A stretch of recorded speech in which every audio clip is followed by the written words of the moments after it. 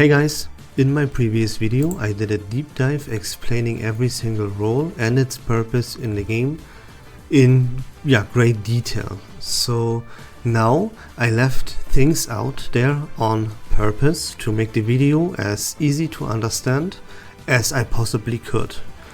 But I get a whole bunch of questions about the things that I actually left out on purpose. And that's totally fair, and that's what we're gonna talk about right now. So the questions were about, what about Mrs. Bubble? How is she classified? Where does she belong? What about Hisabeth? Why is Kakania not a healer? I would be interested to see how all of this classification would work if we look at the Impromptu lineup. So yeah, we're gonna tackle all of these questions in this video. As fast as we can, So let's start off with, how are these characters like Mrs. Bubble, like Hisabeth, what is their classification? How would we call them?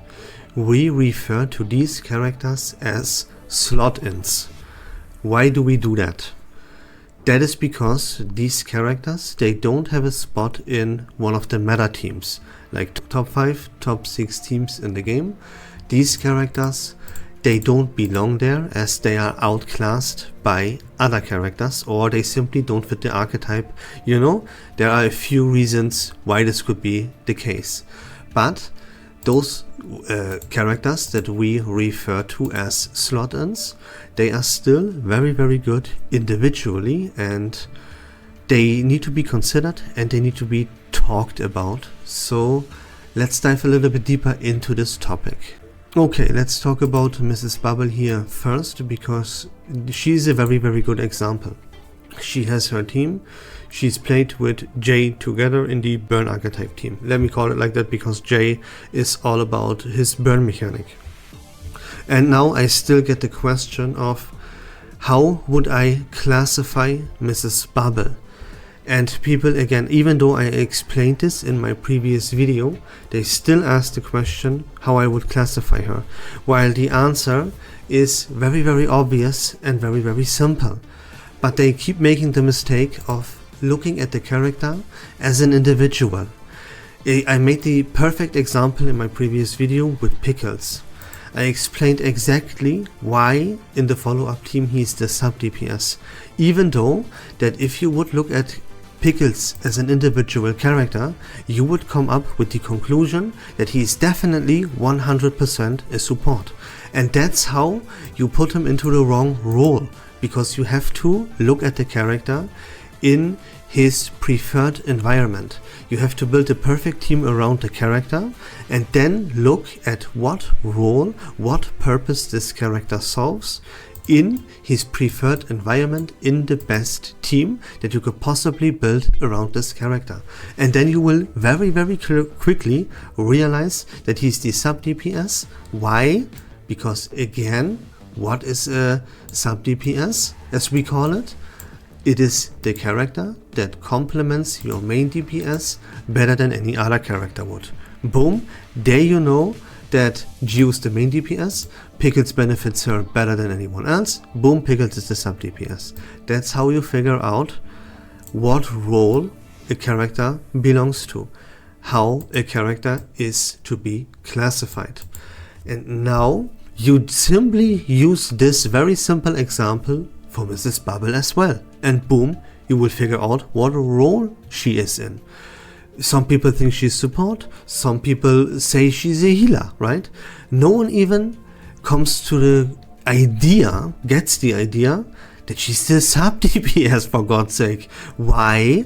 Because Jay is the main DPS for the team that she is best slotted in.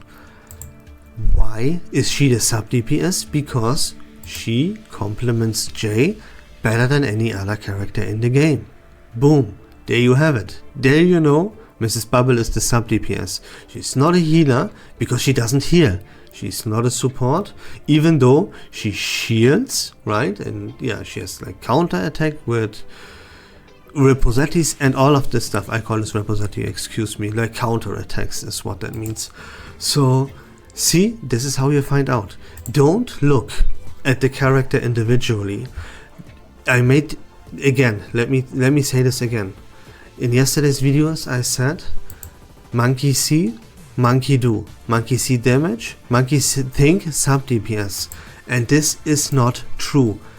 The perfect example I could possibly give was the one I did with pickles, and here we are again. Mrs. Bubble is the sub DPS for Jay. Okay, cool, that's her best team, and that's the role she fits. She benefits Jay better than any other character in this game. Boom, she takes the role that we call sub DPS. Okay, now it gets a little bit more complicated because the team around Jay is not meta, and therefore we shouldn't put too much emphasis on this team in our thought process and in categorizing a character and giving it a role. That is, again, a reason why Mrs. Bubble would not belong necessarily to the sub DPS role, but is a slot-in character, as Mrs. Bubble, as we know, she excels at providing shields. That is a mechanic that is, and she does that for 0 AP and so on and so forth, you know, you get the point. That is a mechanic, that is an ability that would suit every single team in this game well. That's why, in case you would like to play a meta team, but you miss a single character. Let's dive into an example here. Let's take the ultimate archetype team as an example to explain how you slot in characters in general, not just Mrs. Bubble, okay? So here we go. You would play Recoleta, Melania, low para. Cool. Now, why I left this out and why this becomes very, very complicated is the fact that it requires very, very, very important knowledge first, as you have, depending on what team you would want to slot a character in, and depending on what team you want to play, you have to understand what the core of this team is. In this case right here, the core is Recoleta, Melania.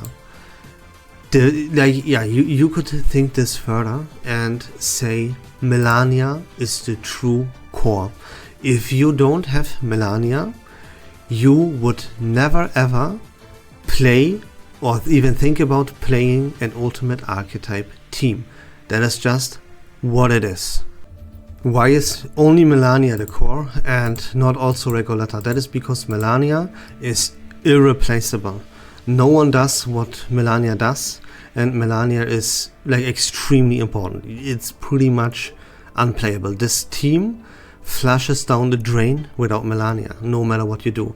While Recoleta is in theory replaceable with a character like Noir. Of course, it becomes then again more complicated, as then you wouldn't play low para, then you would play an Anli, you know, so you would have to do more adjustments than just replacing Recoleta there. But yeah, the point is, right, again, to keep it simple, is that you need Melania and you would want to play her with Recoleta. Let's stick with the Recoleta example. And now, how you build this team further is, you know that low para is the best in slot. But again, low para here is the replaceable character, and that's what you have to figure out first, and you can only figure this out if you have prior knowledge that goes kind of deep, right? That's why I left it out in my previous video. But since I got the question and since you guys seem to want to talk about this, let's go. So depending on what team you want to play, you have to identify what is the core, what characters do you need, what is irreplaceable. And then you gotta figure out, then you will know basically what characters are replaceable. And that would be low para. Low para is the best in slot for this team, but she would be replaceable. If you don't have low para, but you have Recoleta and Melania, then you can still play the ultimate archetype team. And this is where our slot-in characters come in. You see, you play a team. You want to play a team, you have the core of this team ready, but you miss a character, a best in slot like low para. You want to play this team now, so then you can, by using a slot-in character.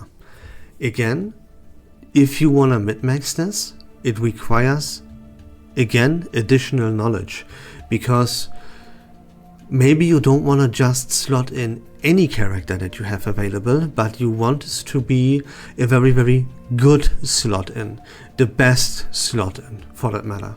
And that would be Hisabeth, you know, because Hisabeth uses her ultimate every single turn that profits from the ultimate might and the fixed plant stacks that Melania gives. So, and she would improve your team's damage by a huge amount, more than anything else, other than low para, of course. So that would be the slot in that you want, and this is how you would play Hisabeth. Again, like, there's a lot to unpack here, because yeah, you can play Hisabeth right now in version 2.7 in every single team pretty much. It would not be recommended in the follow-up team, and you can't play her in Impromptu, of course. But any other team, really, she would fit quite well in there. But, you know, if we look at Hisabeth, the best, she's a slot-in character. But where would she best slot it? This is this ultimate archetype team. And it would only come to fruition if you don't have low para, you know? So there you go. Now, Hisabeth just released. You might not have Hisabeth at your disposal. And again, you don't have low para. Then what else would you want to do? You use another slot-in character. Pretty much whatever slot-in character you want. You could slot in Mrs. Bubble, you know, because she provides shields. That increases the survivability of your team. This team doesn't have their signature healer, their best in slot healer. So why not help the substitute healer out with a bunch of shields? That's it. You slot in Mrs. Bubble, it's gonna be perfectly fine. Then yeah, you don't have Hisabeth to increase this team's damage. Then why not slot in a character like Mercuria to increase your team's crit damage and crit rate a lot, you know? You would be totally fine by doing that. Then again, this team doesn't have a healer. Why not increase the team's survivability with a character like Melania? And see, this is how slot-in characters work. It is not easy. By the way, there are much more slot-in characters than what I have on screen here, you know. There are a whole lot more characters like that, but again, I want to keep it as simple as possible and as easy to understand as I possibly can. So those were the examples. Again, you choose your team, you realize what is the core. Can you even play the team that you want to play? Because you have the core. Then if you miss irreplaceable characters, like in our case it would be low para and it would be the healer, right? You can put in any healer you want here and you're gonna be fine. And then if you don't have low para, right, you go the route that I just explained. Hey, the next best slot in would be Hisabeth. Don't have her? Huh, I want a little bit more survivability, I put in Mrs. Bubble. And see, that route you're gonna be fine. You're not gonna have the absolute perfect juicer team, but thanks to the slot-in characters being as good as they are, you will be completely fine and it won't matter a lot. Let's talk about this a little bit more and go over a few other examples. And another very, very good example is gonna be the Dynamo team. Because the Dynamo team, when it releases in version 2.8, it's gonna miss the support slot. We have Lucy as the main DPS, we have Ulrich as her partner in crime, and we're gonna have Ezra as the healer. Now, this team won't have a support character right away. And then here we go again. What do we slot in? Yeah, we're gonna get the character Muldia as well in version 2.8. That will be a very, very good slot in. Then the second best slot in here would be Mercuria. I don't have Muldia. Man, I don't have Mercuria, man. What am I gonna do? I put in Hisabeth to increase the damage of this team. It's gonna be totally fine. She doesn't take up any AP, and here we go.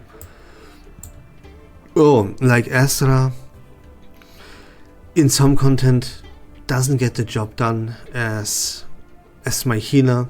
I feel he's a little bit lackluster. So what could I do to help me out here? I slot in Mrs. Bubble for shields. I slot in Kakania for a little bit more sustainability, because she tanks 50% of an allied character that you would tank, you know. And this is how you use the slot in characters. You see what slot is missing in a team like this Dynamo team, and then you put in Mercuria to provide more crit, you put in Moldia to provide more ultimate might, you put in Hisabeth if you don't have anything else to add some damage to this team, right? And again, this is not the best thing to ever do, but you're gonna be completely fine with pretty much no matter what slot in you go here for, and you will use a slot in.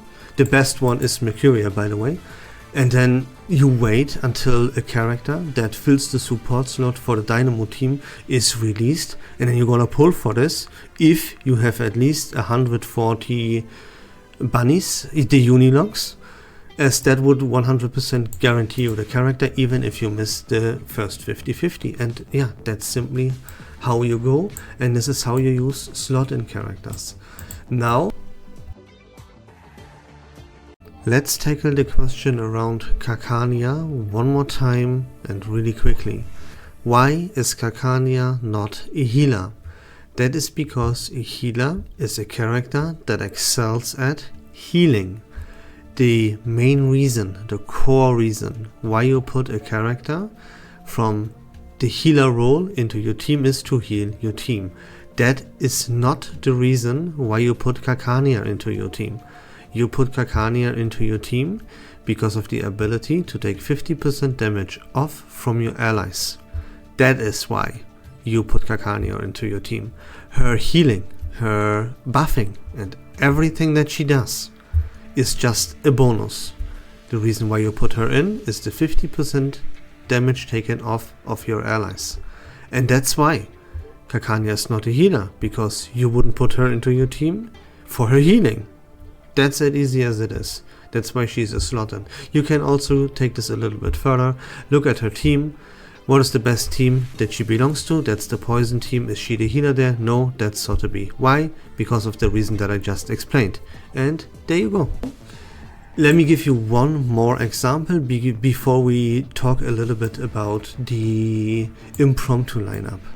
And this is the follow-up team, because this team has the most slottable characters in the game, if I'm not mistaken. Like this, the point is this team has a lot of characters that you can slot in.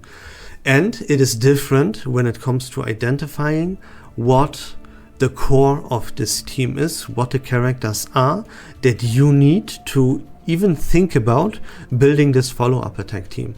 In most cases, just like it is with the ultimate archetype team, it is pretty easy to figure out what the core is for most teams, because the core will be the main DPS and the sub DPS. That will mostly be the core of a team.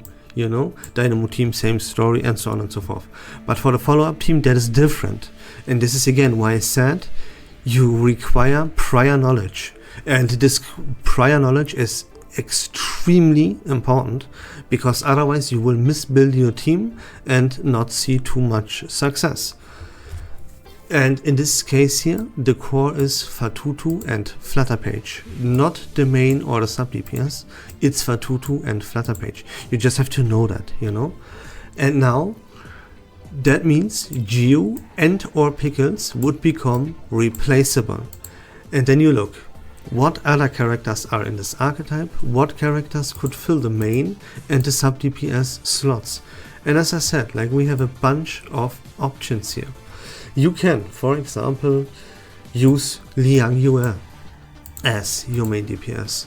You can use 37 as your sub DPS with Flutterpage and Fatutu. This is how I, for example, play this team, because Jiu is a true limited and I did not pull for her, so I don't have her. But I have Liang, as we got a free pull, and I got her from the free pull. That's how lucky I get sometimes. And that's why I play this team like this, and it is still very, very strong, and I easily get away in most content where I need a follow-up team with this. Like, it is still very, very, very strong. Now, there are other options you could go. because you can keep Geo if you want, if you have her and you want to keep her because yeah, you like her, she's very, very good. You could even go the route of replacing Pickles, and then you can use either Liang Yue as your sub DPS, or you use 37 as your sub DPS, you know, or even you don't have Geo because True Limited, you don't have Liang because True Limited. Well, okay, then you can make 37 the main DPS and you slot in a character like Anionala, you know. All four here synergize very, very well with the follow-up attack archetype, and you have the core of Flutter Page and Fatutu. So no matter what route we will go here, it will work and it will get the job done for the most part, you know. But yeah, you still have to be, you should still be aware of what is the best in slot and how this team functions to maximum efficiency. So yeah, that was it for the slottable characters. Again, as you saw, there are quite a few slottable characters. There are even more than I showed here in this video, right? But yeah, we cannot go over every single character in this game. I think that is very, very easy to understand. And now, since people asked about the Impromptu lineup, as it is something that is rather specific, let's go over this team and figure out what role does a character fit here and why that is the case, and look for some replacements and some viable slot-ins for this team as well. Okay, starting off talking about this team, I want to put emphasis on this team. As I said already in my previous video as well, is a little bit of an outlier, and it will not remain the only, so to speak, outlier, because in version 2.8 we get introduced to two new archetypes with Blood Ember and Dynamo, and these teams, they will also require very, very specific teammates in order for these archetypes to function properly. Same for the Dynamo archetype. So the Blood Ember is going to be the best team in the game, Dynamo is going to be the second best team in the game, and Impromptu is going to be the third best team in the game. Now you have to keep in mind that it's very, very important that these teams, as I just said, require very, very specific characters and very, very specific mechanics. So that's why all the slottable characters that we have here, of course, Mercuria is a little bit of, it's not a good example here because she will be the best in slot for the Dynamo archetype team for the time being, but everyone else, every other slottable character in this game will drop in viability like crazy hardcore, because right now, right, if we look at the global version in version 2.7, Hisabeth can be slotted into very, very many teams. It's very good in the ultimate archetype team.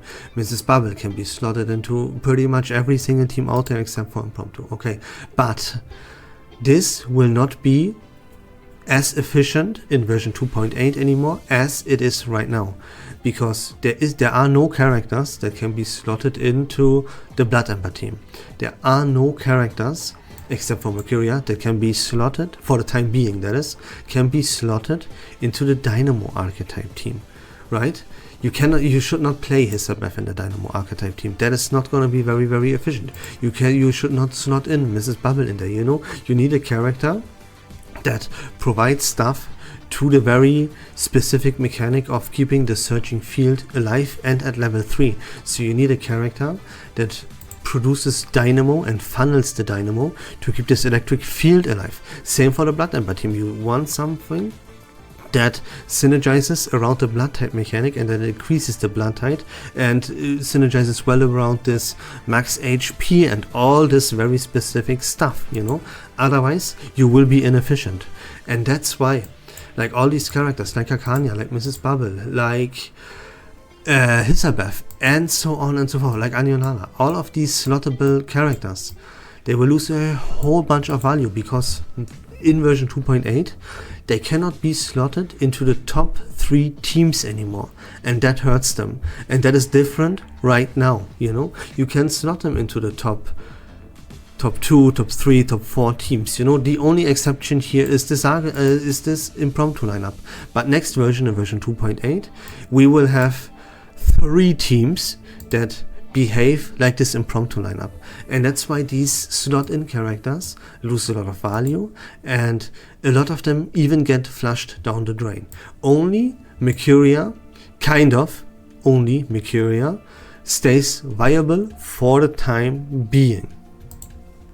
So that is very, very important. That's why I also highly recommend it for people to definitely skip on Hisabeth. I mentioned this when I recommended to people not to pull for Hisabeth, because slot-in characters will not be good anymore in version 2.8 for the reasons that I just mentioned. Okay, now let's talk about the Impromptu lineup and how these characters are put into the roles and classified. It is not that complicated. Like, again, it is always the thing with shields that confuses people like crazy for some reason. I don't know why, but it is the case. You know, I expect Mrs. Bubble. And now let me start off by explaining what the deal with Kiparina is. Okay. Impromptu right now in version 2.7 without Kiparina being released. The big weakness that this team has is it doesn't have a healer, and it doesn't even have any survivability built into it whatsoever at all, right? This is why Kiparina is an absolutely 100% must pull character if you plan to play Impromptu. There is no way around Kiparina if you play Impromptu. Why? Because again, this team, what it lacks, it does a whole lot of damage, a crazy amount. And the weakness that it has though is the survivability, the fact that it doesn't have a healer. And the only possible character that you can add to this team, that you know, the character that you have to add in here, you can't slot in anything, because it needs to synergize around the Impromptu mechanic. Otherwise you flush the synergy in this team down the drain. And again, it doesn't have any survivability. It has Aleph, it has no shields, it has no heals, it has nothing. And then Kiparina comes in with her gigantic shields. And this is what catapults this team from, yeah, it is viable right now, but it is not on top of the meta. Especially, it wouldn't be on top of the meta in version 2.8 anymore. It would be very, very mediocre. But Kiparina saves this team and makes it top 3. Because now, Kiparina adds to the team exactly what the team needs. That is shields, right? Not only shields, but very, very huge shields. And everything else she does synergizes around the Impromptu mechanic. So, there we go. Now it's a problem, because again, people don't understand how to look at a character to put him into the correct role. Especially for Impromptu, this is a little bit complicated and understandable, because for Impromptu it is different than for any other team. You have Baccarola as your main DPS. That is the character that deals still the highest amount of damage in the Impromptu lineup. Boom, there you go. Then, normally, you would put in the partner in crime for your main DPS. Impromptu here is a little bit different, because Voyager stays true to the sub DPS mechanic, as she is the character that takes second place for the Impromptu lineup right now when it comes to dealing damage. Now you could say that Voyager complements Baccarola, but in fact she complements the whole team, because what her unique mechanic is, what her unique ability is, why she is a kind of must-have for this Impromptu lineup, is that she redirects the damage that comes from the Impromptu mechanic called Inspiration, the damage that it deals, randomly. And Voyager makes it so that you can choose a target that this damage goes to instead. That she's the only character with, Regulus releases in version 2.8, she does the same. So you could or could not replace. It's very, very close between these two. Who's better, by the way. It doesn't matter who of those two characters you will play. But you see, Voyager is not truly the partner in crime for Baccarola, but stays true to her sub-DPS role, and she also provides a very, very unique and very, very needed ability to this team that this team needs, and that's why she fills the sub-DPS slot. For her, because no one deals more damage than her, other than Baccarola, and that's why she's the sub-DPS. She's a true sub-DPS.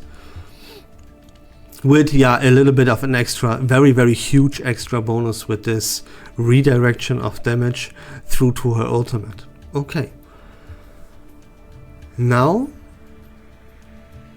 you have support and healer left. Now, for this team, you completely have to scratch the healer role. The healer role for this team does not exist yet.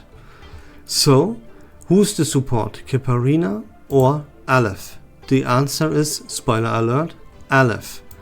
Why? Because he supports the team via good buffs. He supports the archetype, what support should do, the best. Because he adds a whole bunch of inspiration to your rotation. Because his ultimate remembers and reuses the inspiration that is tied to the incantations that he reuses by using his ultimate, right? That adds way more inspiration and way more damage to your rotation. That supports the archetype, because again, now you have more inspiration, and that's what the whole Impromptu team is based around. So that's why Aleph takes the support slot. He also adds +1 AP and stuff, right? He's a very, very, very good support for this team. That's why he's the best in slot there. And this is also the reason why he takes the support slot. And now there's only one slot left, that is the healer. There is no character that heals. So you put in the character instead that adds some survivability to your team. And the only viable option here, the only character in the game that could do that, is Kiparina. And that's why Kiparina, for the time being, is the healer for this team. She takes the healer slot, even though she doesn't heal, right? I know, strange, but this is how it works. That's like many, many reasons why this Impromptu team is an outlier, and it makes you have to look a little bit different to the roles. And again, right? If you look at Kiparina separately as an individual character, you come to the conclusion this is a support. She supports the team by giving the team survivability through the shields. But Aleph does support the team, does support the archetype way better than the Kiparina would. This is why Aleph takes the support slot. And since there is no healer, but the team needs survivability, Kiparina goes into the healer slot, even though she doesn't heal. You know, this is why this Impromptu team is a little bit strange and a little bit of an outlier. But it is what it is. Okay, cool. Now I talked way longer about this Impromptu lineup than I had initially planned. But whatever, right? So, now let's talk about the slottable characters for the Impromptu lineup. There's not much. Regulus will most likely be a tiny little bit better than Voyager. So they would switch the roles, very, very likely, not 100% sure. And even if that would be the case, then it's gonna be very, very, very close. So yeah, you don't have to necessarily replace Voyager with Regulus if you want to save up some resources there in version 2.8. But very, very likely, if you want like the most perfect Impromptu lineup that you can possibly go for, Regulus is probably going to be the best in slot there, taking the slot for Voyager. These two, one of these two, you have to have them, absolute necessary, because these are the only two characters that redirect the damage that would otherwise be randomly distributed to the target that you actually want. And then the only other character we have is Matilda. That is not truly a support, but if you wouldn't have Aleph, that would be your only possible slot in. Sure, you would be better off playing both Regulus and Voyager instead of slotting in Matilda. That would increase your damage output a lot. It would be a little bit overkill in terms of what unique mechanics these characters provide to your team, right? But yeah, if you have no other choice, you will get away with this composition right here perfectly fine. But like the true definition of roles would be you either play Voyager or Regulus. And if you don't have Aleph, you have a little bit of a problem because you have to slot in a 5-star Matilda there. And yeah, that's everything about the Impromptu lineup.